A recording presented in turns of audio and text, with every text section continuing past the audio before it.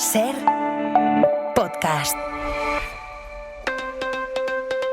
Hora 25 de los negocios, con Aimar Bretos y Javier Ruiz.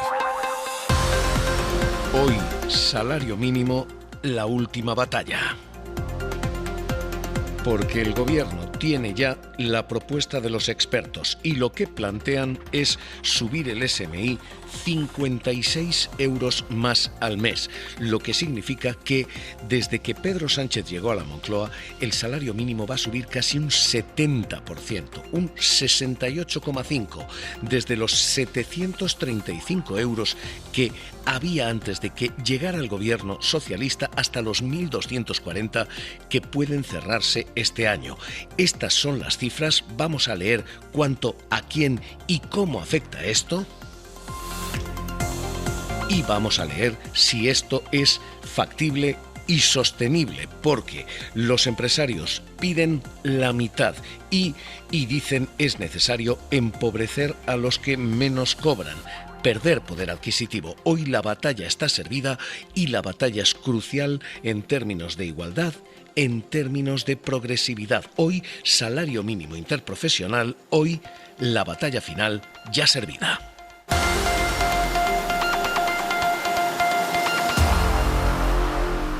Está bien que sea subida, pero muy escasa. Con 50 euros creo yo de que ya puedes pagar una línea o puedes hacer otros pagos, ¿no? Me parece algo muy bien, la verdad. Está bien que lo aumenten, pero 50 podría ser un poquito más, ¿no? Porque las cosas están aumentando todas, entonces... Este es el sentir en la calle, todo el mundo a favor de subida de salario, todo el mundo pensando quizás no suficiente. Me parece algo muy bien, la verdad. Está bien que lo aumenten, pero 50... podría ser un poquito más, ¿no? Porque las cosas están aumentando todas, entonces... El salario mínimo puede subir hasta los 1.240 euros mensuales en 14 pagas. Esto es lo que ha recibido el gobierno como propuesta y el escenario con el que trabaja el gobierno ahora mismo. De hecho, el escenario es doble, porque con lo que trabaja el gobierno es con dos propuestas. Una subida del 3,1%, una subida de 37 euros más al mes. Eso significaría dejar el SMI en 1.221 euros con 14 pagas, 37 euros más al mes, si no pagan impuestos quienes lo cobran. Si sí pagan impuestos, la subida ya no sería del 3,1%, sino del 4,7%. Para dejarlo en 1.240 euros semanales. Son 56 euros más al mes. En cualquier caso, estas dos propuestas que el Comité de Expertos ha trasladado ya al Ministerio de Trabajo son las dos con las que el Ejecutivo opera. El año pasado se decidió por la banda ancha, por la más grande y generosa de todas. Así que previsiblemente, si ese camino vuelve a andarse, estamos hablando de nuevo, de un SMI, de un salario mínimo interprofesional, el mínimo que permite la ley, de 1.240 euros al mes en 14 pagas. Se opte por lo que se opte, vamos a una subida que va a ganar poder adquisitivo, que va a hacer algo mejor la situación de quienes cobran lo peor, lo mínimo que se puede pagar, porque los precios han subido un 2,7%. Esto significa subir salarios por encima de subida de la inflación. Este es el escenario que ahora mismo trabaja el gobierno y esta es la propuesta que el Ejecutivo tiene sobre la mesa. Estefanía Salvatierra, ¿qué tal? Muy buenas noches. ¿Qué tal, Javier? Buenas noches. Con novedad importante, y es que se abre la puerta a que a partir de ahora quienes cobran menos paguen impuestos. En cualquier caso, dos escenarios abiertos y servidos ya. Sí, hay dos escenarios porque así se lo indicó Yolanda Díaz al Comité de Expertos del SMI. Quería la vicepresidenta que la nueva subida, además de mantener el salario mínimo en el 60% del salario medio, se diesen 2 porcentajes de subida. De esta manera, en una, el SMI quedaría exento de tributación y en la otra se tendría en cuenta el IRPF. Por lo tanto, si optamos por la opción en la que el SMI no tributa, que es lo que sucede ahora, el incremento propuesto por la Comisión de Expertos sería del 3,1%, es decir, 1.221 euros brutos al mes en 14 pagas. Si se opta por la segunda opción, en la que los salarios más bajos sí tuviesen que tributar, ese alza sería del 4,7%, 10%, hasta los 1.240 euros al mes si se tuviese en cuenta el IRPF. 3,1 sin tributación, 4,7 tributando. Mañana la vicepresidenta presenta el documento completo y a partir de ahí la propuesta se trasladará a los agentes sociales, a patronal y sindicatos antes de que el Gobierno decida la cifra y llegue al Consejo de Ministros, porque Javier, aquí quien tiene la última palabra en la subida del salario mínimo es el Ejecutivo. Esto es lo que acaba de presentar el Gobierno. Esta es la velocidad con la que quiere resolver el Gobierno. Y esto es lo que acumula el Gobierno. El salario mínimo interprofesional ha subido un 68% desde que Pedro Sánchez llegó a la Moncloa. Estaba en 735 euros. Va a quedar en torno a 1.240. La recomendación está servida ya y la polémica también, porque hay dos posibilidades aquí. Y esto ya no se va a decidir en trabajo, se va a decidir en Hacienda. Posibilidad número 1, que quienes cobran lo mínimo que permite la ley paguen impuestos. 2, que sigan exentos como hasta ahora. Hay 3 argumentos a favor de que sí paguen impuestos. Hay un argumento moral. Hacienda dice quienes ganan menos también tienen que pagar menos, pero contribuir porque disfrutan de servicios. 2, dicen el salario mínimo ha subido mucho, un 68%, es momento de contribuir. Y 3, argumento 3, para que sí paguen impuestos. Esto se hace en otros países. El SMI tributa, por ejemplo, en países como Alemania, Francia, Países Bajos, Polonia. Así que, ¿qué dice Hacienda? Montero, que paguen impuestos, lo que significaría una recaudación de en torno a 2.000 millones de euros. Saben ustedes que trasladamos que esta medida que habíamos hecho de subida, solo un 20% de los trabajadores que cobren el salario mínimo interprofesional tendrían que tributar, son aquellos que no tienen cargas familiares, y en lo que estamos trabajando es en ver si arbitramos alguna propuesta que pudiera compensar a estos trabajadores, que como digo son pocos, pero que tendrían que tributar con esta nueva subida del SMI. Al otro lado, argumentos en contra de que se paguen impuestos cuando solo se cobra el salario mínimo. De nuevo hay un argumento moral, este es el que juega el Ministerio de Trabajo, como que van a pagar impuestos quienes ganan lo mínimo que permite la ley. Hay formas de recaudar y Trabajo dice esta no es una de ellas. Y 2, hay un argumento de comparativa internacional también. Es verdad que en otros países, Alemania, Francia, se pagan impuestos. Pero en Alemania el salario mínimo es de 2.100 euros. Es un 56% más alto que el de España. En Francia es de casi 1.800, un 30% más alto que el de España. Si se quiere tributar, se tiene que elevar hasta ahí. Y Trabajo concluye.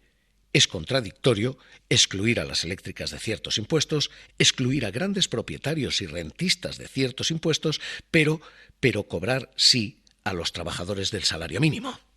Esta competencia es de la ministra de Hacienda, pero nuestra posición en esta vicepresidencia, en la ministra de Trabajo y su equipo es clara. No es correcto o es desigual, cuando menos, que lo que acabamos de hacer a los arrendadores, desgravar el 100% del IRPF a los arrendadores, mientras le estamos diciendo que a las rentas de 16.500 euros al año, perceptores del salario mínimo interprofesional, tengan que tributar a las arcas de lo público. La justicia fiscal empieza por arriba, no por abajo. Esta es la posición de la ministra de Trabajo, pero es una competencia de la ministra de Hacienda. Y la batalla económica está servida ya. Nos van a permitir un paréntesis. Saben que hacemos economía aquí, pero hay una pelea política que no puede ser descrita con ningún otro adjetivo, con ninguna otra palabra más que la de oportunismo. ¿Por qué? Porque el Partido Popular se está oponiendo a que el salario mínimo pague impuestos, y lo ha hecho Feijóo. Y la cosa no acaba aquí. También este gobierno quiere hacer caja a costa de los que cobran el salario mínimo, quedándose con la mitad de la subida. Es un buen negocio. Subamos el salario mínimo, lo pagarán otros y nosotros nos quedamos con la mitad. Lo ha hecho hoy Cuca Gamarra. Esos 115.000 perceptores del salario mínimo aquí en Castilla y León van a tener que empezar a pagar la renta para que Pedro Sánchez pueda pagar las facturas al separatismo, pueda hacer frente al cupo separatista. Y digo que hay una lectura política en todo esto. el Partido Popular, que congeló el salario mínimo en 2 años, en 2012 y en 2014, que cuando gobernaba lo subió el 0,1%, es el Partido Popular que ahora dice hay que proteger a los más débiles. Insisto, hay todo un debate económico absolutamente interesante y capital de fondo y vamos a cerrar paréntesis porque hay cuestiones de oportunismo político que merecen ser subrayadas y dan cierto rubor en todo esto. Y a partir de aquí, guía de impactos, porque lo que se ha propuesto afecta a 1 de cada 10 trabajadores. Ese es el porcentaje de gente que se va a ver beneficiada, afectada por esta subida, el 11,8% de la mano de obra. Son en torno a 1.800.000 trabajadores a tiempo completo y son otros 260.000 a tiempo parcial. En total hay 2,4 millones de trabajadores beneficiados y son sobre todo mujeres. En pleno debate sobre atropello a las mujeres, acoso, el Ejecutivo está jugando esta carta, la del feminismo, como argumento de defensa del gobierno, feminismo económico. Cuando subimos el salario mínimo interprofesional, nunca nos olvidemos que el 60% son trabajadoras, son mujeres. Esa también es una política feminista que describe y define a este gobierno. Lo que están viendo es un debate que es económico y está trabado y trazado con lo político. ¿Quiénes son y dónde están los que cobran? Son fundamentalmente, efectivamente, mujeres y jóvenes. El 68% de los beneficiarios son beneficiarias. 2 de cada 3 son mujeres. El 37% de los jóvenes también va a ver subir su sueldo. Fundamentalmente, están en comercio, el 14%, en hostelería y sobre todo en agricultura. Es decir, están en Andalucía 476.000 trabajadores afectados, en Madrid, donde se subiría el sueldo a casi 400.000 personas, y en Cataluña, donde se subiría a 325.000. Y visto todo este mapa, la cuestión clave ahora, se pague o no se paguen impuestos, es ¿se puede o no se puede pagar este sueldo? Otro 57 euros más. ¿Se puede sostener esto? ¿Los empresarios pueden cargar con este coste laboral? La COE ha dicho de plano que no y mantiene esto. Antonio Garamendi.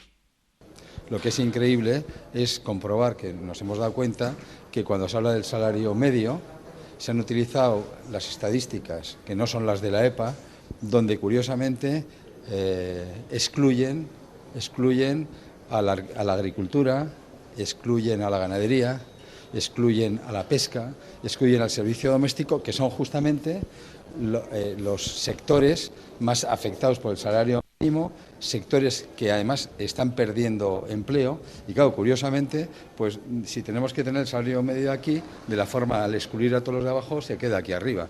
Es decir, y haciendo los cálculos, pues parece ser que se ha elevado el salario bastante por encima de lo que debía ser, porque, claro, si se juega con unas estadísticas... Lo que está diciendo Antonio Garamendi es, se está calculando el 60% de un salario sin contar los salarios bajos, así que se está subiendo de más el salario mínimo. Esto es lo que dice la patronal. La patronal plantea no este 3,7, 4,1, plantea el 1,5% de subida. Un 1,5% de subida significa que quienes cobran lo mínimo que permite la ley perderían poder adquisitivo, se empobrecerían. 1,5% es que suban los salarios mínimos la mitad de lo que ha subido la inflación, el 2,7%. Así que lo que dicen los empresarios es ya se ha subido demasiado. Con tantas subidas puede que los empresarios no puedan pagarlos. Este, de nuevo, es un debate que es económico y también es político y que está recibiendo respuesta también económica y también política. La del Gobierno, Yolanda Díaz. Porque el señor Garamendi está en campaña para su reelección y esto es lo que está explicando su huelga de brazos caídos en el diálogo social y en todas las políticas públicas en España. Y la de los sindicatos. A mí la propuesta de la COE me parece ridícula, una propuesta de subida del salario mínimo interprofesional que está incluso por debajo de la inflación, sinceramente creo que no se puede ni contemplar.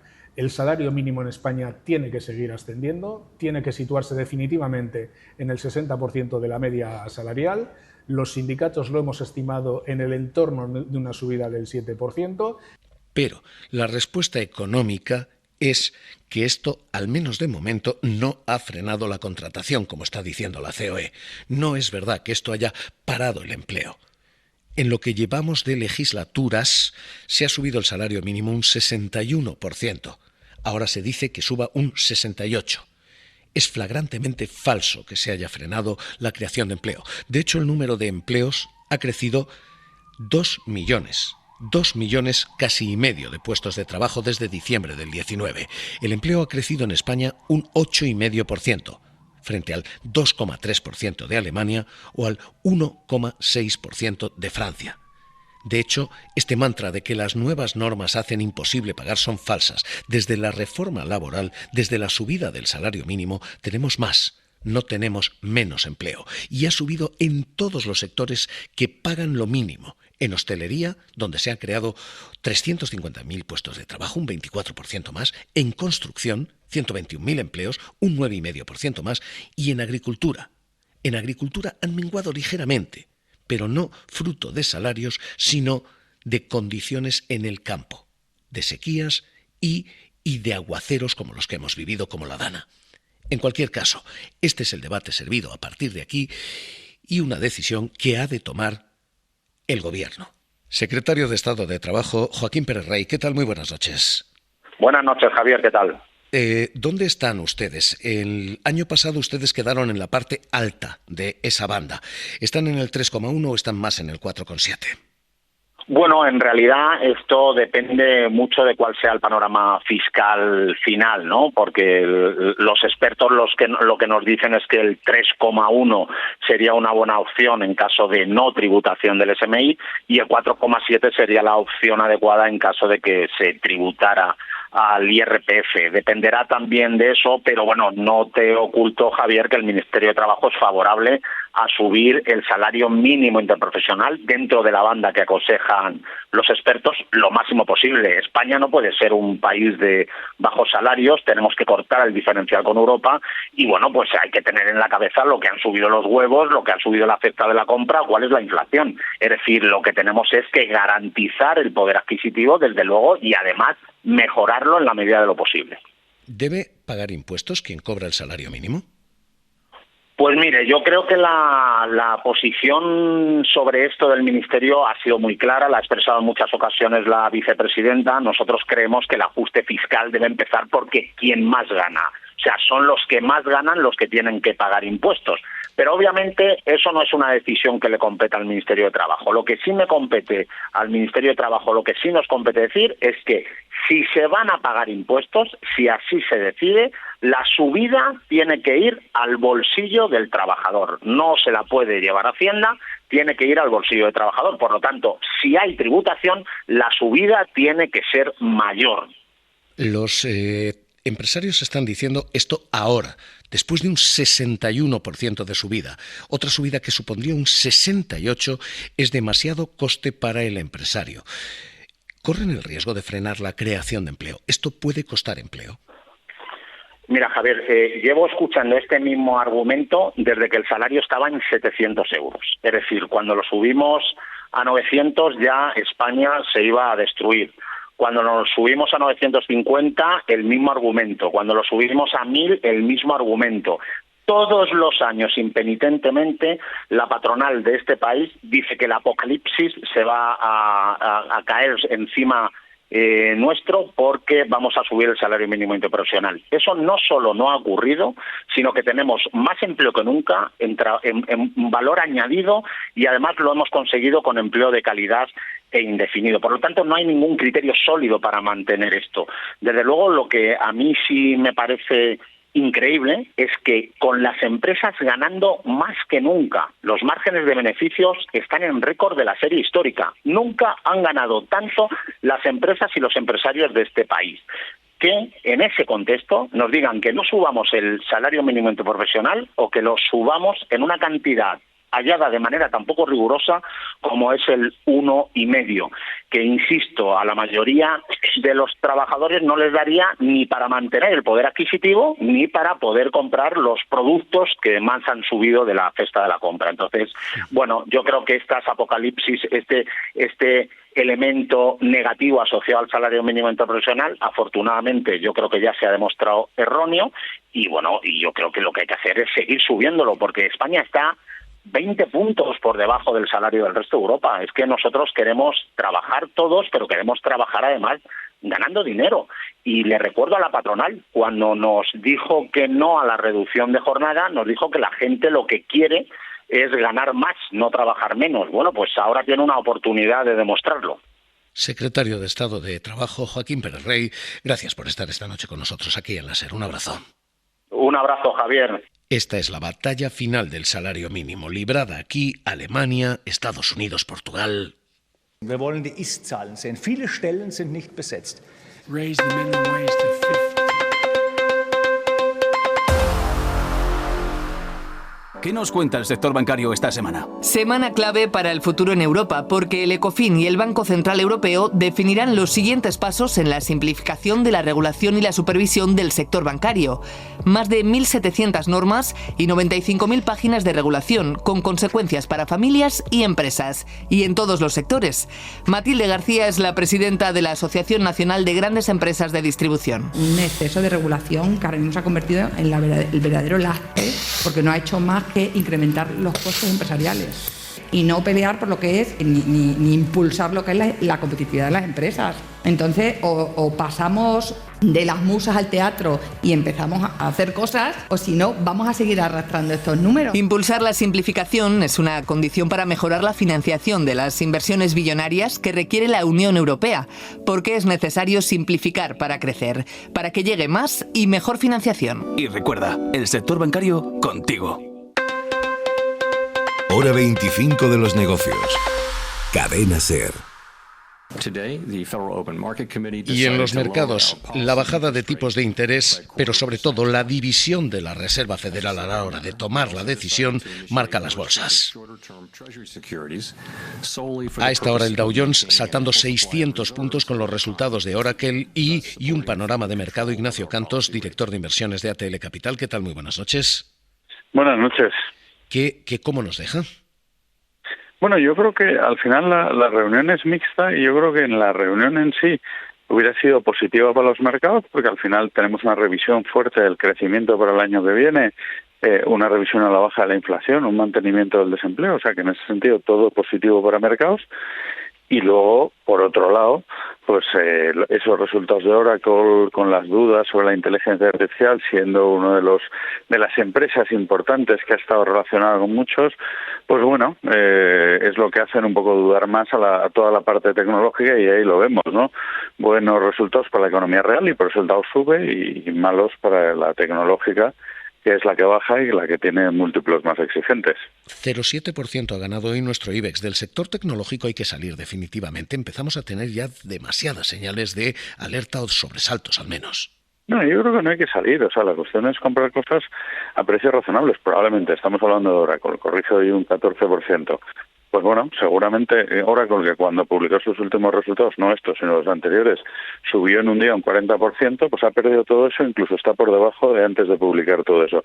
Y tampoco es que, con perdón, ha matado a nadie, sino simplemente, pues al final había unas expectativas, la gente descuenta, se va muy arriba, luego, pues probablemente ahora si la compramos, decía Larry Ellison, la gente está calculando más a gastar, no nos vamos a gastar tanto, ¿no? O sea que yo creo que probablemente la tecnología, uno se arriesga, estamos comprando múltiplos caros, creemos, y yo desde luego lo creo, que la inteligencia artificial es disruptiva, pero bueno, vamos a tratar de comprar lo que dentro de eso esté barato y creamos que pueden ser ganadores.